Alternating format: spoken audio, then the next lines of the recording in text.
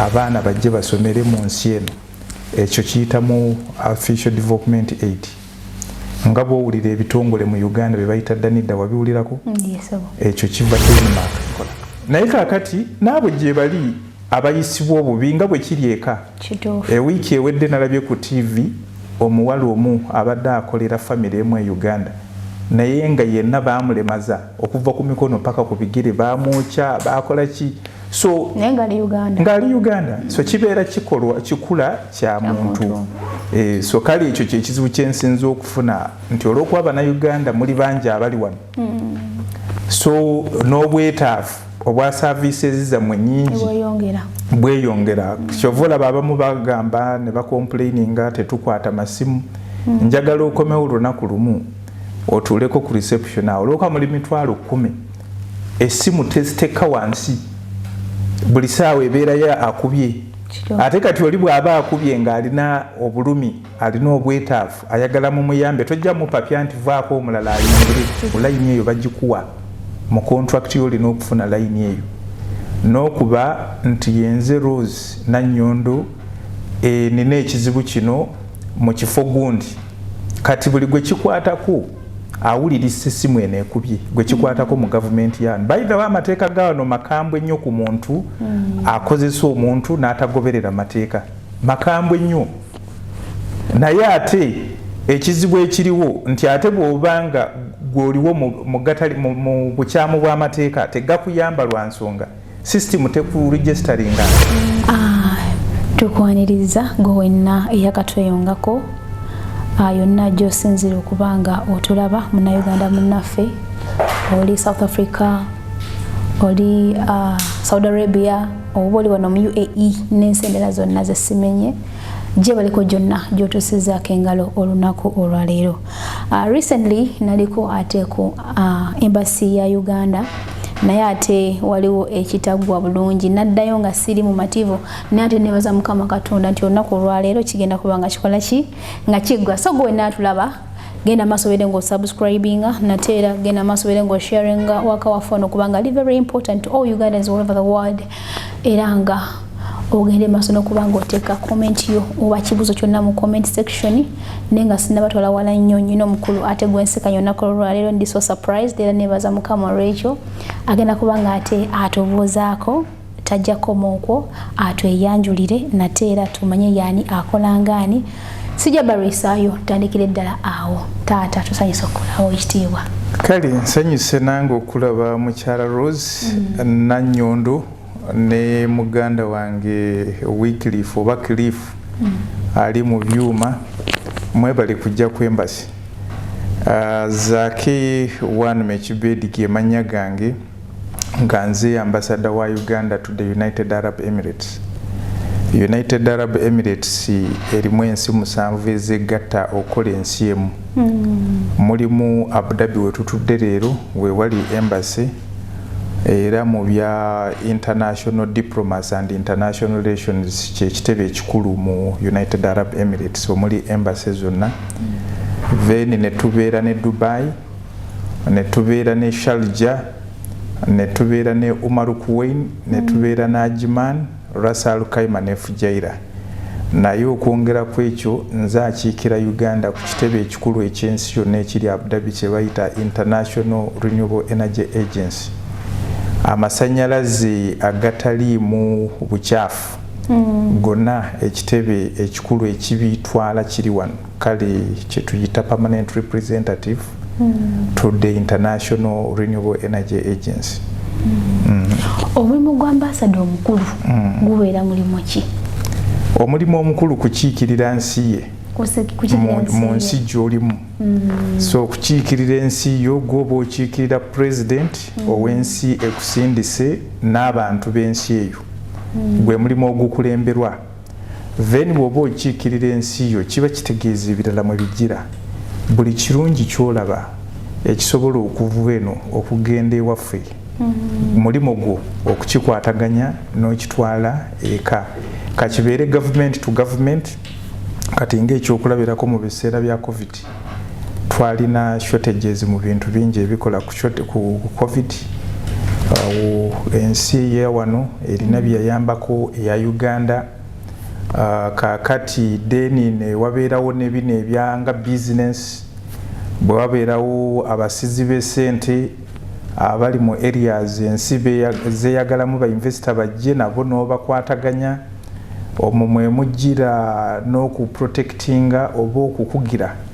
Abanayuganda ababeera wano ebizibu bye bafunye okulaba nti tubayamba kuba kati nga bwe nkugambye tukiikirira ensi yaffe okuva ku government ekulemberwa president paka ku muntu wa bulijjo so gwe mulimu omukulu kati waneeno tugambe of course yegwe president wa Uganda saaweno president yes wa Uganda mu United Arab Emirates ng'obuyinza obumpeebwa president wa Uganda aliyo kati ye John Yoweri Museveni Kaguta ate kati si Uganda yokka naye it is the world setup nti buli nsi okusindika ambassador omukulembeze w'ensi yo yamusindika kuba aba n'obuyinza obukomereddeyo nti asobola okusalawo ku lw'ensi ebikwatagana ne mu kitundu kyalimu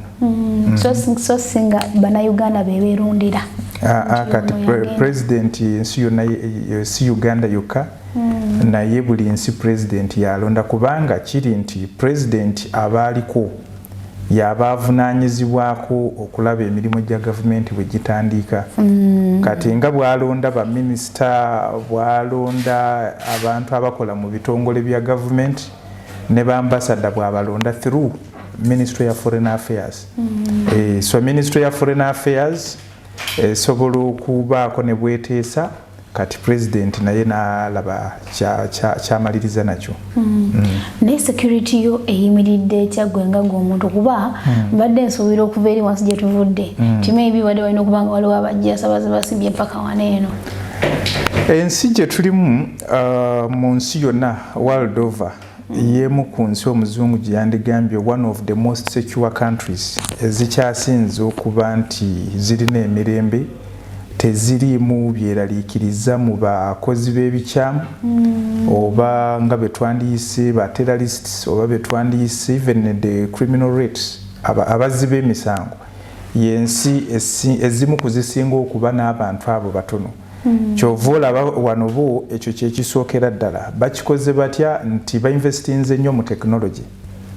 kaakati bo security waabwe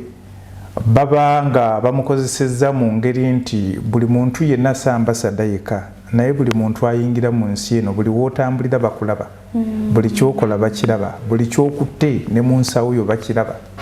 so kaakati ffe bwe mba nga nina wendaganga ambasada nga waliwo obukyamu bakuweereza message nti awo si walungi era bwe wabaawo ekituuseewo for example nti wabaawo ekigudde wano mu ddakiika emu poliisi eba etuuse so bo bainvestinze nnyo mu technology artificial intelligence kale ye security yaabwe kyova olaba nti n'ekiseera Middle East we yali nga buli muntu agitya nga bwe bawulira ebibadde mu Syria bwe bawulira ebibadde Iraq bwe bawulira ebibadde mu nsi ezeetoolodde nga balowooza nti yonna bweri naye wano wo wali secure n'okusinga ensi nnyingi mu Europe njagamba nti ne bweba mu America kuba kati wano bukyanzija siwulirangako muntu gwe basse nti oba bamukubye essasi nti oba mpulidde wali wabaddewo bbomu essa abantu oba mu moolo nga bw'obiraba mu nsi endala myaka 4 mu November ngenda kuweza myaka 4 ate obwambasada bumaze mu bbanga ki ngenda era mu next year mu mwezi ogwa actually mwaka guno mu mwezi ogwe12 nja kuweza myaka 10 nasooka kuba ambasada wa Uganda mu Denmark nga nkavaringa Nordic countries zonna bwe twogera ku Nordic countries mwe muli Denmark, Sweden, Norway, Finland ne Iceland so gye nali emyaka 5 n'ekitundu ne ndyoka nzija wano so kaakati wano mu November ngenda kuweza myaka 4 kuba najja November 2018 Okay. Okay. Mu buli kintu kyonna oba omulimu gwonna mubeera mu challenges ez'enjawulo nga gwe ambassador okukiikirira bannayuganda gye wava e Denmark ne wano mu UAE. Challenges ki z'osanze? Eri gye nasooka omanyi kati bwe nakubuulidde nti omulimu gwaffe omukulu kukiikirira nsi yaffe. Mu kukiikirira ensi yaffe tukoleramu emirimu eminene ng'ena. Ogusookera ddala kwe kulaba nti ekifaananyi ky'ensi yo oba ensi yaffe, ensi ekusindise mu kitundu ky'olimu kitegeerekeka mu kitundu ky'olimu nga ensi esobola okubeera nti ekolagana n'ensi gy'olimu. Ekyo tukiyita promotion and protection of the image of the country. Kati bwe nali mu Denmark nali naakatuukayo omwaka gumu, Uganda neeyisa etteeka erikugira abantu betuyita ab'ebisiyaga mu Uganda. Kaakati ate mu nsi ziri mu western countries ekyo kyo ze zimu ku nsonga ezisasamaza. So kati bwe natuukayo ku challenge gy'oyogedde nali nayitibwa mu nsi nga nnya ze nali nkulemberamu Uganda. Nga ensi ya Denmark, Minister eyali owa Foreign Affairs ensonga eyo yamukwatako nampita nnyonnyole lwaki Uganda tebagijjaako buyambi. Kuba kati eriyo mu nkolagana z'ensi nga bwe nakugambye gye bayita official development assistance. For example, ensi bw'eba eyagadde okusinziira ku priorities z'ensi oba ku foreign policy bw'eba eyagadde nti tugabireyo Uganda scholarships abaana bajje basomere mu nsi eno, ekyo kiyitamu official development aid. Nga bw'owulira ebitongole mu Uganda bye bayita danida wabiwulirako? Ekyo kiva Denmark,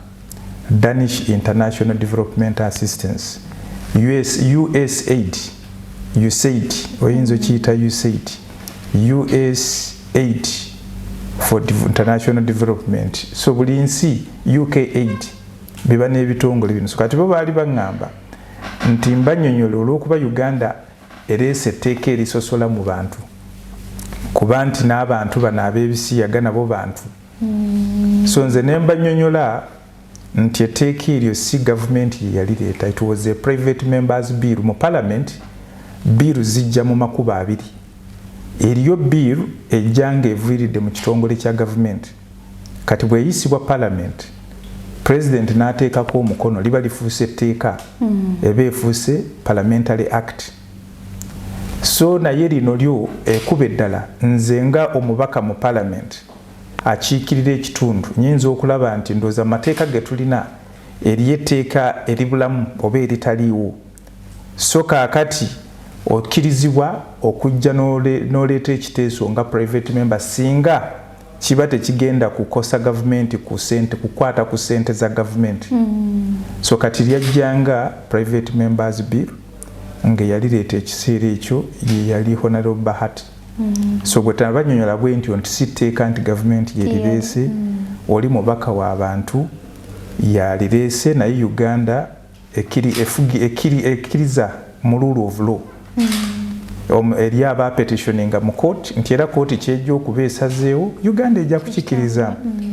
So ne bampa joyita benefit of doubt, ne bagumiikiriza ne bawulirisa nti okay katulinde court kyenaakola tulabe oba Uganda yo ekkirikiza mu nfuga y'amateeka. So era bwe kyagenda mu kooti ne kooti neesalawo nti mu kukiyisa ababaka baalikola mutewera ne bakisazaamu, era bwe bakisazaamu bennyini be bankubira amasimu nti tukukirikizaamu bye watugambye era tetwakola nsobi obutajja ku Uganda ki buyambi obukwatagana ku nsonga ze tukolagana nabo. Kuba eyo baali batuyamba mu bintu by'okusoma, bayamba mu bintu by'abavubi. Kati nga Iceland eyambye nnyo ensi eziri mu buvubi districts nga Kalangala na Mayingu mu technology transfer. So ne tusigalawo bwe tutyo. So ye challenge gye nzijukira ennene bwe nali mu nsi ezo. Kati wano challenge ebaddewo ate yammwe abakola wano abasinga abamu emitawaana gye mubeera nagyo. Nja kuwa information nti nti abasinga okufuna ebizibu si be basinga obungi ate abatalina bizibu be basinga obungi kuba okusinziira ku projections ze tulina oba ku kusuubiriza kwe tulina muli wano emitwalo nga 10 abannayuganda naye ku mitwalo 10 bw'otunuulira kube tufacilitating ebizibu byabwe abaddukira wano okuyamba okuddayo eka oluusi n'okubakwataganya naye bafunye ebizibu bali omwaka tebasuuka 3,000 si ekyo kiba kikulaga nti 3,000 ku mitwalo 10 that is 3% eyo ntono naye lwakuba ekibi ate kiwulikakana nnyo okusinga ekirungi naye muli wano bangi abakola emirimu egiri professional kati nga mmwe abali mu mawulire eriyo bosanga nga abamu bakola mu hotel abamu bakola as security guards eriyo abakola mu supermarket eriyo abavuga taxi eyo tetufunangako kizibu kyonna abasinga okuba ne complaints be bamu kubakola mu maka g'abantu naye ne mu maka g'abantu eriyo abatalina buzibu ndowooza wawulirako story ey'omuwala omu ndowooza bamuyita Farida eyali nti baakolera wano mu Abu Dhabi wennyini baamwagala nnyo n'afuuka nga family bwe yatuuka ekiseera ekyogenda okukola embaga eka ne bafandinga embaga 10 ku kinaakyo era ne bagenda nabo ne babeerayo ku mbaga ne bamubuuza nti oba ayagala ne bbaawe Khalid yes ow'amasitolo ogimanyi bulungi omuganda agamba n'abuuliranga gwe so kakati n'amubuuza oba ne bbaawe ayagala gy'akole era ne bbaawe n'ajja n'akola naye kakati n'abo gye bali abayisibwa obubi nga bwe kiri eka ewiiki ewedde nalabye ku TV omuwala omu abadde akolera famire emu e Uganda naye nga yenna baamulemaza okuva ku mikono paka ku bigere baamwokya bakola ki so ngali Uganda so kibeera kikula kya muntu so kale ekyo kyekizibu kyensinza okufuna nti olw'okuba Abannayuganda muli bangi abali wano so n'obwetaavu obwa services zammwe nnyingi bweyongera kyova olaba abamu bagamba ne bakomplaininga tetukwata masimu njagala okomewo olunaku lumu otuuleko ku reception awo olwokuba muli mitwalo 10 essimu teziteka wansi buli saawa ebeerayo akubye ate kati oli bw'aba akubye ng'alina obulumi alina obwetaavu ayagala mumuyambe tojja mupapya nti vaako omulala ayingire so ayinza okwogerera eddakiika 3 jjukira oluusi ke kakisa kokka kaafunye okwogerako oluusi yebbyeyo waali okusobola okuba essimu so kati kyova olaba buli lw'okuba essimu oluusi nga teyitamu tekitegeeza nti tuliwo as long as they are working hours kuba embassy eggulawo saawa 3 neggalawo saawa 11 so kakati Monday to Friday okujjako Friday tugoberera amateeka ge tulimu agensi eno wo tuggalawo saawa 6 naye zino ennaku esigadde Monday to Thursday kuva saawa 3 paka 11 so kale kyekizibu kyetubadde nakyo naye nga era teri wataba bizibu ne bweba famire yo bane ebizibu kale ng'omukulembeze olina kugezaako kulaba nti byonna yesu bikwataganya kale gwe omulimu omulala gwe tukola mu kukiikirira ensi yaffe naye nga Bannayuganda bawangalira wano eno ko kyekiriko kyennyini ekyo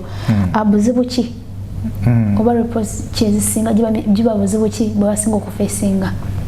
abantu kati ababeera wano abasinze okufuna ebizibu be bagenda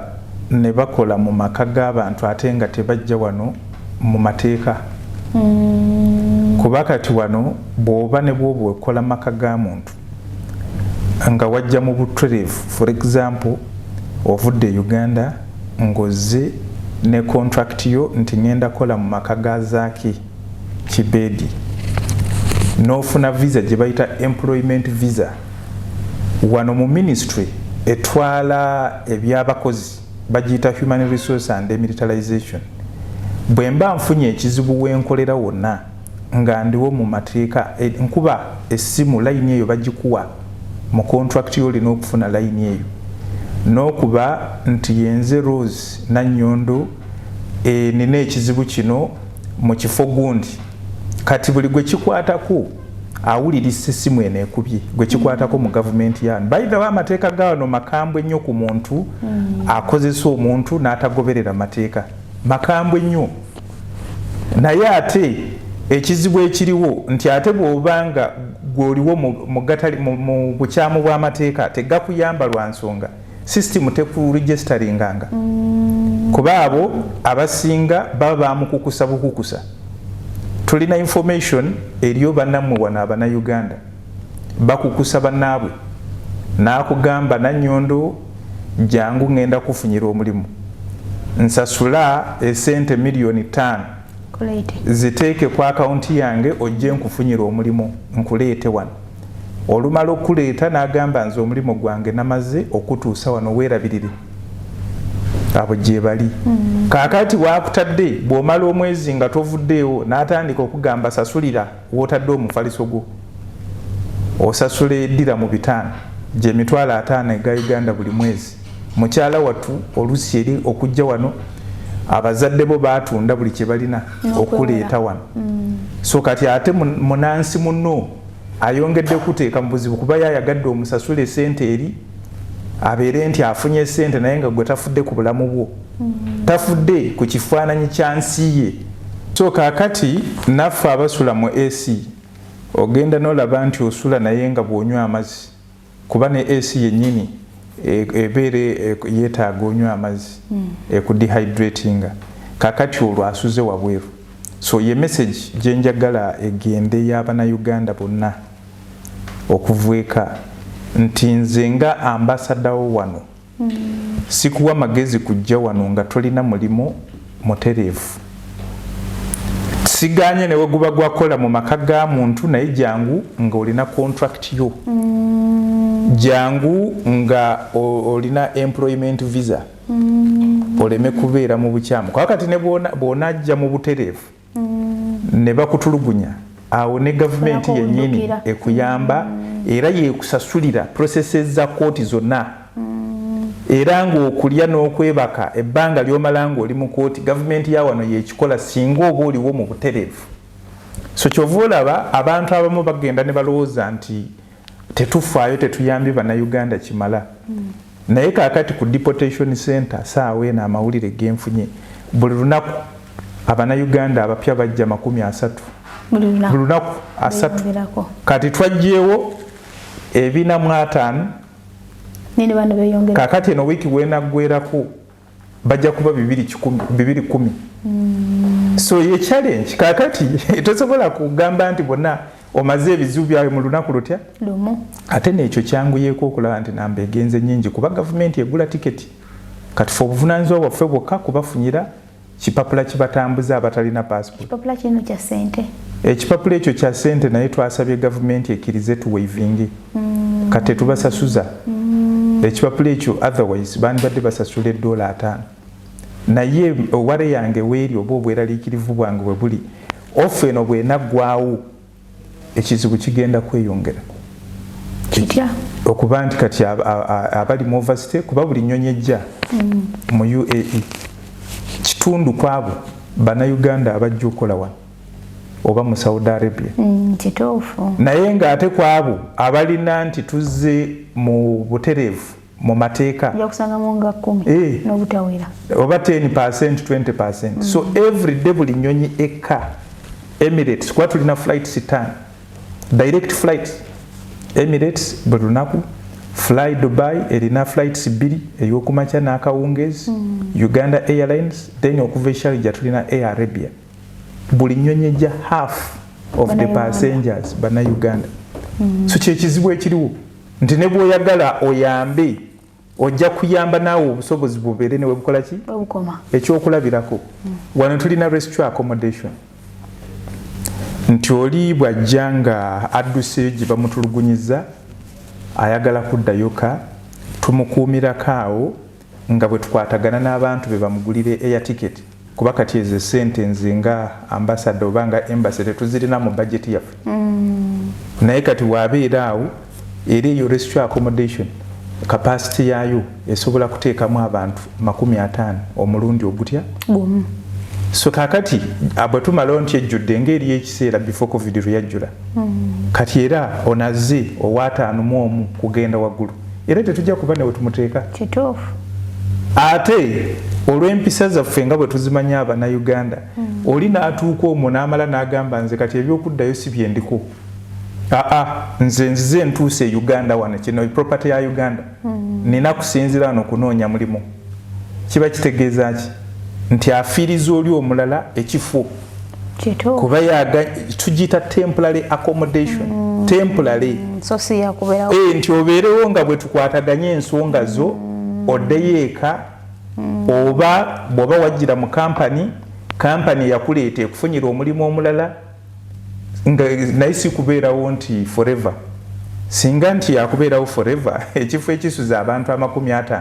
muli wano 10,000 teri nsi yonna in the whole world nezisinga obugagga nga za America ziba n'amayumba nti abakozi abanansi baffe bajje basule ng'omwo baba bafunye obuzibu no naye kino nga Uganda government yakiteekawo ng'okugezaako okulaba nti mu buzibu buno abantu baffe bafuna tuyambyeko tutya kwe kugamba nti kale ababa obubi ennyo babeerengako ne babeeranga bwe tukola ku nsonga zaabwe so ebyo bikola awantu awatali bantu bangi nga mu 2009 we twaggulirawo embassy Abannayuganda baali tebasukka 1,000 abaali mu nsi eno saawa eno bali 10,000 so byebyo ate nange so go inatulaba atukyali ate n'owekitiibwa Mwami Kibede bane bali kubanga okyatulaba ng'okyatweyunzeeko okola kyamaanyi nnyo era kyamaanyi ddala waliko announced as the best ambassador among all in the whole world awo nkubuliza ekibuuzo owekitiibwa wakikola otya oba kambuuze kyanjawulo kyokola oba kiwakola kisukkulumye kuba ambassadors abala bonna abali mu nsi yonna weebale nnyo okubuuza ekibuuzo kino nja kusooka neebaze mukama wange eyakola okulangirira kuno twali mu retreat y'abambasada ba Uganda bonna nga tuli Kyankwanzi kati bwe yali annyonnyola nti Ministry ya Foreign Affairs egezaako okubanga tefuna bufunyi sente naye nga nayo eyingiza sente mu ggwanga kuba okufuna obufunyi sente kitegeeza ki kusasula misaala kusasula nyumba mwetusula mafuta naye ng'ereeta sente mu luzungu bagiyita okubanga teri just a consumptive ministry naye nga eri productive we yaviirayo n'agamba nti kyandibadde kirungi okutandika nga ffenna bwe tuba tufunye obuvunaanyizibwa buno nti bakole nga bwenkola we yagamba nti gwe abadde amanyi lwaki ekinsobozesezza okukola kino kiri nti number 1 omuntu okuweereza obulungi olina okutegeera ensi yo gy'ovaamu ebizibu byayo era n'olaba nti n'obwetaavu bwayo mu nsi gy'olimu biki by'osobola okukola ebiyinza okuyamba okumala ku nsonga ezo ebizibu oba obwetaavu kati Uganda nsi erina kye tuyita young population ku bantu 10,000 abantu 7 bali wansi wa myaka 3 kitegeeza nti abantu bano bonna bali mu myaka egyetaaga emirimu naye nga emirimu ne bw'onaagamba nti nze nga gavumenti ne bw'ogamba leero nti buli alimu omugjeemu nga kompyuta bw'ogamba delete and start nti buli ali mu gavumenti mugobye fe abakolera gavumenti buli gw'owulira afuna omusaala gwa gavumenti tetususa 50,000 naye ng'abaana abajja buli mwaka mu katale okunoonya emirimu bali 10,000 okusinziira ku Uganda National Bureau of Statistics 10,000 buli mwaka naye jjukira eriyo abajja omwaka ogwo neguli n'abagenda okujja ogujja so ekitegeeza point gyengezaako okukola nti opportunities zirina kugira mu private sector oli najja n'ateekawo for example company neewa abantu emirimu kati ffe kye twategeera wano twasooka ne tutegeera era sikoze zekka nkoze ne ttiimu yange by the way era kaakati n'olaba nti buli muntu aba ne roolo gy'apuleyinga kati naawe okola emirimu gino tojja kusobola gikola ku lubuto olwereere n'akuwadde kacaayi aba n'omulimu gwakoze n'akuvuza okutuusaayo aba n'omulimu gwakoze so ffe twagenda ne tulaba nga mu 2009 ensonga eyagguzaawo embassy eno yakupromotinga gye bayita commercial and economic diplomacy kuba eno ensi gye tulimu nze naawe n'abalala mu nsi yonna egezezzaako okubeera nti it's a commercial hub ya byabusuubuzi wakati ye connecting Africa ku Europe ku Asia so saawa eno ne mu byentambula mu nsi yonna yeekulembera eyo ennyonyi yammwe e Dubai Emirates yesinga kuba ne bayita flight destinations in the whole world buli wantu etuukawo ekisaawe kya Dubai emyaka egisembyeyo ena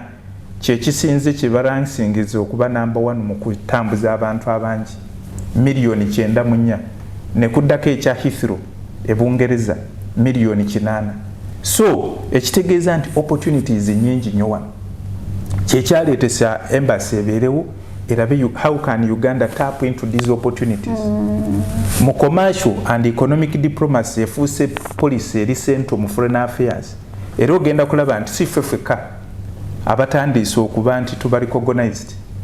zigenda kuba missions zonna kuba kati kifuuse mpaji musingi okulaba nti policy ministry ya foreign affairs n'embassy tuleeta opportunities mu nsi yaffe so bwe twogera ku commercial and economic diplomacy mwemuli okuleeta abasizi b'ensende ba investors mwemuli okutumbula ebyobulambuzi n'oleeta ba tourists mwemuli okuleeta technology transfer nga bwolaba abaleeta technology nti oba wa telecommunications oba wa masanyalaze oba nguudo mwemuli okukunga mmwe abannayuganda abali eno nti kale Nannyondo bw'oba okoze kasente ko tokalya buli kyokka baako naawe ekyokolako eka kuba bw'oteeka eka kajja kuwa omuntu omulimu oba kajja kuba ne gwe kasasulira fees oba ebyobulamu so naawe oba ne contribution gy'okola mu kukulankulanya ensi then ekirala kwe kuba okupromotinga Uganda byetusindika wabweru exports n'ogamba nti wano ndabye nti waliwo abantu okuva mu nsi yonna eno y'ensi emu ku nsi ezisinga okubaamu abantu abava mu bifo ebyenjawulo mu nsi 200 different nationalities bali wano mu UAE omu Brazilian omuyindi omumerika omunayuganda bonna bali wano kyova olaba nti y'emu ku nsi entono ennyo nga bannannyini nsi batono okusinga abagwira wo bali ab'emirati bennyini bali miliyoni 1 ate ng'ensi yonna erina miliyoni 10 so kaakati kyova olaba ffe kye tusinza okukola bwe twamala okutegeera kino investments ne tujja ne tuzipromotinga opportunities era expo netuyamba nnyo ne tuleeta investments ezazze za billioni za dola 3 billion omuntu okufuna ekifaananyi nti bw'oyogera mu dola sibitegeera miliyoni dola emu erimu billioni za Uganda 3 ne miliyoni 8 so kaakati ffe ze tuleese okusingira ddala mu myezi 6 egya expo zibadde nti obala okuva ku miliyoni dola emu ne zifuuka miliyoni dola 10 ne zifuuka biliyoni 1 ne zifuuka biliyoni 3 eza dola tuleese abazze ate ffe si kwogera bwogezi nti politics nkubuulira n'ogenda n'obirabako n'amaaso go factory emu yawedde okukomissioningibwa enakasongola ekola ze bayita amadikazi oli ayinza okubuuza nti naye amadikazi kati nze Nannyondo ndigula di emotoka ezo ezikozesebwa mu ntalo mu Africa mubadde temuli factory eno kati bwejja nebeere Uganda already abannayuganda 10 bafunye emirimu babaleese abalina engineering background ne baba trainingira wano kuba factory eva Salukaima tebaagala nti ate bajje wano omuntu agenda akole Uganda no bo batutte bwa technology wali eri kusaba kubenga birenda ate ne bafuna omusaala nga gwe bakugabira wano kati oyo aba afunye mirundi ebiri kuba cost of living ewaffe ntono okusinga wano 10 aba afunye direct jobs naye ate ekirala lyekolere erisoose mu Africa kati ligenda kuba lisupplyinga Africa yonna kati kye tuyita foreign exchange income eya Uganda egenda kweyongera ekireeta n'olaba nti waliwo enjawulo wa economy ya Uganda ne UAE kati ensinga UAE olabanga byetwala wabweru okutunda bingi okubyefunamu sente okusinga byereetamu awo kwe kuba nti olina joyita balanced foreign exchange position so kakati ligenda kubanga litunda outside Uganda e company emu eri mu Abu Dhabi wano bagita Elite Agro yesinga obunene mu bya vegetables mu bya fruits eri mu agriculture egenda kuteekawo factories musanvu ezi processing amajani kuba eriyo ebifo ebibadde Uganda kyenkugambye olina okutegeera ebizibu by'ensi gy'ova eriyo ebifo ebibadde mu Uganda nga balimanya amajani naye nga teri factory yaddemu ega processing kyova olaba abasinga amajani bagenda ate ne bagauctioningira mu Mbaasa kati ate nga bujyoko gatambuza olugendo oluwanvu n'omutindo gye gukoma okukka so kati kampani eno tugireese egenda kuteekawo factories mu bifo ebyo nga ekyenjojo erukiga ebushenyi ekisoro buhweju bifo musanvu zombo achievements zino zonna zibadde during this expo ezisinze but even before expo kanzireyo mabega kati nga mu 2018 bwe nasoma reports nga nakatuuka wano nga investments eziva mu UAE okujja mu Uganda wonna zaali worth $3 million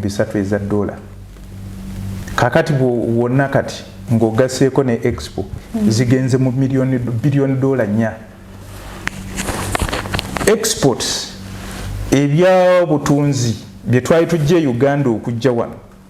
byali biri mu $1 million 6 saawa eno bigenze mu 1.95 kuba kubulako 5 okuwera $1 billion birinye mu myaka 3 joka remittances mwe esente ze muwerezeeka wenajjira wano zaali mu $1 million 5 kati muli bantu ba mugaso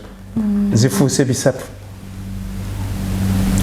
UAE ke katale kati akakulembera mu Middle East mu kutwala ebintu ebiva e Uganda mu nsi yonna ne kaba kakomeka kakutano so emirimu egyo gye tukoze ate kakati bino byonna bwe bijja birabibwako n'amaaso kale kyova olaba nti omukulu yasobola okusiima n'abantu babirabye kale kati ekyo kyekirala ekibadde nti singa twongeramu amaanyi ng'Abannayuganda ne tutegeera obwetaavu bwaffe ne tukola emirimu egisobola okukendeeza ku bwetaavu obwo ensi ejja kula speed omanye ekikuza ensi speed kati nga young population gye tulina abantu abasinga baba n'emirimu kiba kitegeeza balina sente ez'okusansanya kati gye bayita power purchase parity omuntu okuba ne sente zasansanya zeeyongera nti kati buli alina ka business kajja kutambula kituufu atunda engoye zijja kutambula kuba mwe mulina sente alina ka kilabu Nanyonda ajja kgenda y'ekiro akilabinge awa boda boda abeere ne batambuza abangi ekyo kati kye tuliko ne mu national development planning si embassies zonna it's a very big achievement really toyanziza nnyo toyanzege okutuwa kade kano konna era Munnayuganda yenna alaba asiima oba ajja kusiima so nga tumaliriza oba nga tukomekereza badde nyina kyesagala kuleka mabega whereby nti eno embassy y'Abannayuganda eriyo abantu oba Abannayuganda abatya okujja wano era nga abamu bawa ensonga bagamba nti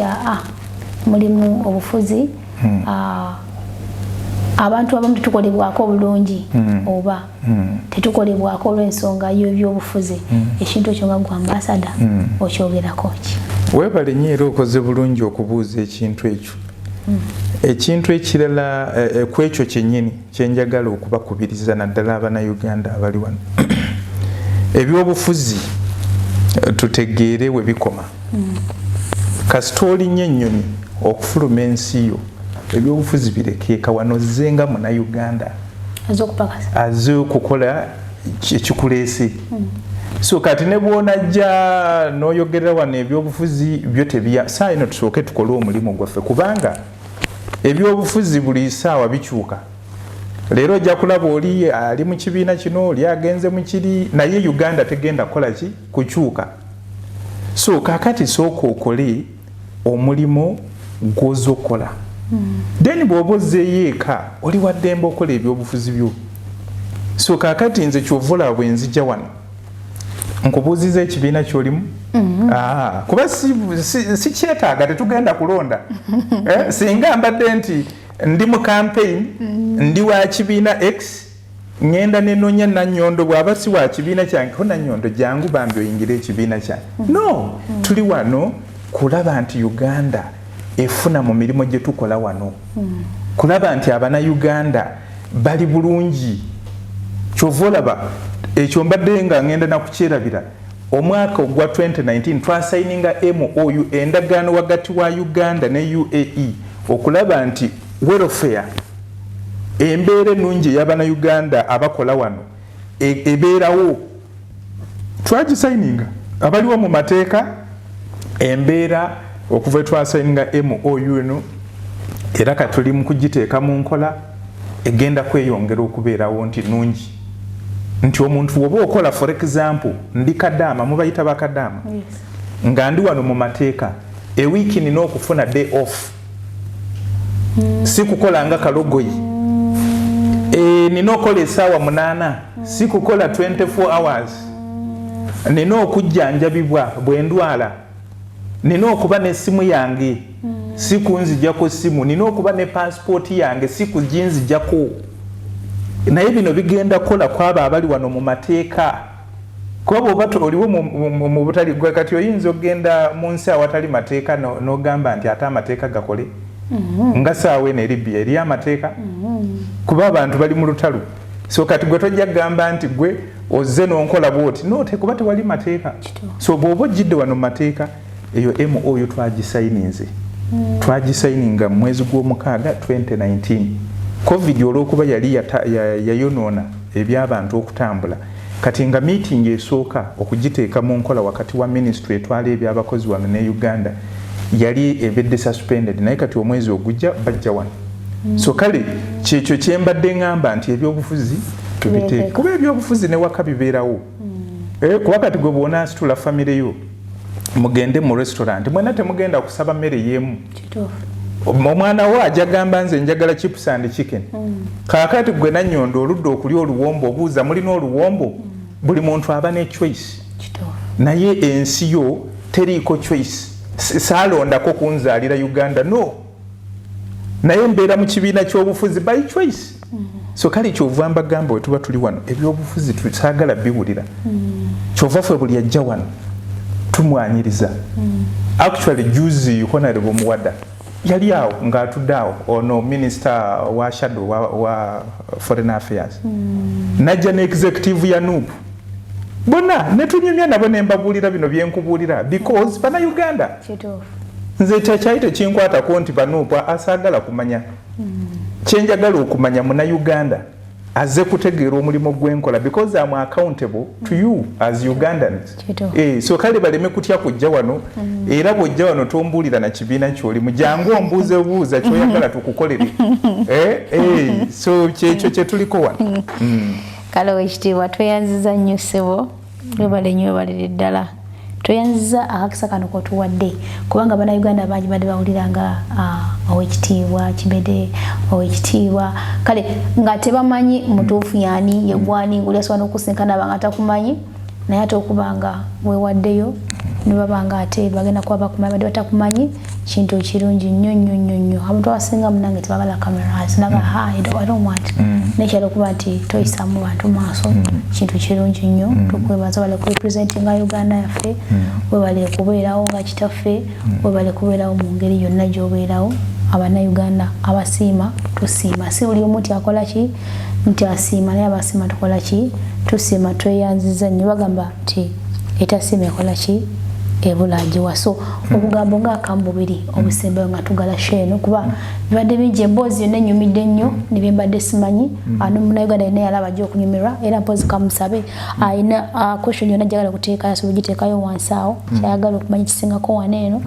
naye nga badde nsaba wekigambo nga kimbubiri oba kankayite akataleke katubeere nga tugigala kubanga nyinza okutamalizamu ebimpaka nkya ate ng'olina ebyokola bingi akatalekeka njagala buli Munnayuganda ategeere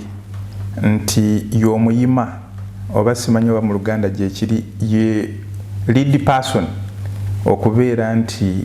atuukiriza ebirooto bye okufunibwa kisoboka nja kulagirira e Dubai onoonye Omunnayuganda gwe bayita Mukasa Mawiya kakati musuubuzi e Dubai naye sitore ye yajja wano nga bano abatikka emigugu okuteeka ku kago najja nga alina dream nti nange njagala nfuuka omuntu alina kampani eyange najja n'atandikwa olwamala mu mikago egyo gyatikanga emigugu n'akola emikwano ne bakola kampani kati importinga muno ebintu era na exportinga ne Uganda akozesa abantu abataka wansi wa 30 oyo example emu nina investor yambulidde story last week mu yindi naye amaze wano mu UAE emyaka 3 yajja wano nga naye ajja kukola mu dduuka lya muntu naye nga alina ekirooto kye kati saawa eno investment gyakoze mu Uganda ya $1 million 5 ojjukira nti watuukawo ekiseera nga okufuna oxygen olina kusooka kusabira ali mu ndaafe mu covid time kubanga emotoka zisimba naye nga oxygen mutono abeetaaga bangi kati ono investor yajja n'ateekawo ekyuma ekikola oxygen ya Uganda kyova tokyabiraba kati buli ddwaliro gy'ogendamu erya government balina oxygen but this is a man yatandika nga atunda mu dduuka lya muntu so tukole emirimu gyaffe tugituuse tugikole mu bwerufu vision yo ejja kutuukirira wano mu Luwarabu bagamba oba mu Lusiraamu arahumma swabirina Allah ali wamu n'abagumiikiriza kaakati gwe kola omulimo gwo lujja kutuuka lunaku lumu ng'ate nze maze ejjambasada nzize kola mu kampani ya Nyondo wekiraba ompite nti ambasada nzijukira wali okola bulungi public relations oba international jangu nga oli mukazi oli eyo olina kolera oba likamula michungwa so mukole abana Uganda nga gwe akulemberwako bana abalala batukwatirako bukwatisi naye gwe olina okuba omukulembeze ow'okutuukiriza ekirooto kyo tweyanziza nange neyanziza abakuume nammwe mwebalinyi so tweyanziza gwona badde akyatulaba nsigadde nga nze Nyondo Rozet ate nga wiki yabadde ku kamera atakuumira mpeera nammwe abatukuumire bye omukyala yeekuumira ku mulembe nina essanyu okukwanjulira banno ba Nyondo Glam bano bakuleetedde ekizigo ekipya katale ekiyoyota olususu lwo ne kijjamu embalabe enkova eza buli kika binnamakula enkanyanya endwadde z'ensusu zonna wamma n'odda buto era n'okuuma ekitiibwa kyo Nyondo Glam basangibwa e Dubai, Abu Dhabi, Al Ain n'okwetooloola ekyondo kya Buwarabu gwali e Uganda basange Nyanama okumpi ne Movit okubira ku noti 775 M5 noti 8 oba gwali e Dubai kuba ku noti 524 680 noti 778 Nyondo Glam tukukuumira ku mulembe. buli lwolowooza ku mugaati ogw'omulembe era omuwoomu ddala lowooza ku Baker's Choice Bread okukolebwa banno ba Baker's Choice Bakery. Bano bakola ne cakes eza buli kika omuli ez'amazaalibwa, keeki z'embaga, keeki z'okwanjula, baby shower cakes, graduation cakes, donut mu bika eby'enjawulo, burger bread, loaf bread, amandaazi, daddies n'ebintu ebirala bingi. Kubako noti 7 noti 3 914 724 oba noti 7 noti 8 234 619 oba plus 971 589 961 826. Baker's Choice Bakery. Taste the Baker's Choice.